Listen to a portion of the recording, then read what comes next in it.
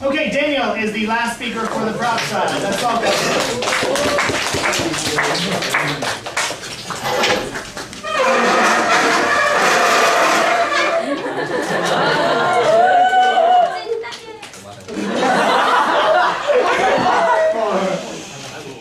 Okay, so as the third speaker, I'll first rebut the opponent's side, and then I'll make some rearrangements of what we said. So first, we admit that we didn't give some alternative forms to alternative government forms, but I think they also didn't prove that democracy. They didn't answer the point that first speaker said about the majority rule. So the majority rule is the rule that even though there are a lot of people and they have votes, like even though you have an opinion and it's different to the majority, it cannot be accepted. Like, so in votes, like there are two candidates, and let's say you vote for A and the most people vote for B. So even though you vote for A, your opinion cannot be accepted because the majority votes for B. And also, if their selection for B is wrong, still the selection to candidate B will go on. And that's the flaw of the democracy. And what the first speaker of the opposition side said, they didn't answer the points about what we said about the majority rule. She just said that democracy is provided with equality. And about the three other alternative forms that she said, it's kind of irrelevant, because as to our first speaker, not now, as to our first speaker, she said about the majority rule, it proves that democracy kind of has, not now, that democracy has a flaw of equality.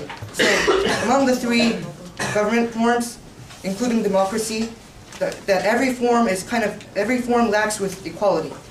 And to the second speaker, he kind of said that we can denounce some leader like dictatorship like Hitler, but his points also gives the defects of democracy, that even though there are people who want to kind of denounce the leadership, the dictatorship, if the people doesn't participate well, that can't be achieved.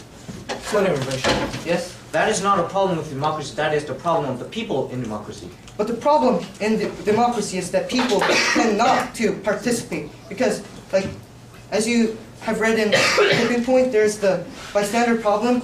But democracy is kind of similar, because there are a lot of people. They think, why do I have to vote? Because there are other people who can express their ideas. And also they think, even though I vote for someone or express my idea, they'll think, it doesn't matter because I express my idea as one.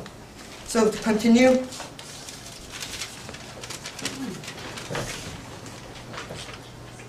so we kind of didn't give the alternative form for the alternative government form, but they also didn't prove that equality, that democracy kind of lacked equality.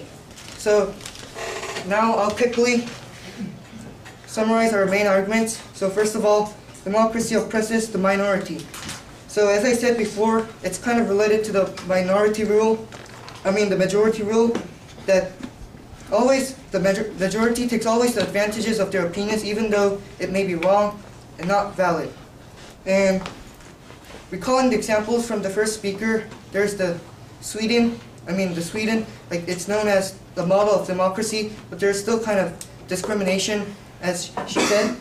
And there's also the religious discrimination. And the second point we made was about that democracy is actually not democracy after all, because the rich seems to control the system. According to a professor from a famous university, his name was Martin Jones, the Princeton University professor says that political policies are twice as responsible to preferences of the rich. So, and also according to the American Political Science Association, people with high income votes more.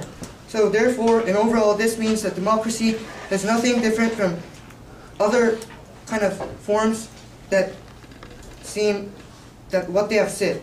So thank you for listening, and vote for us.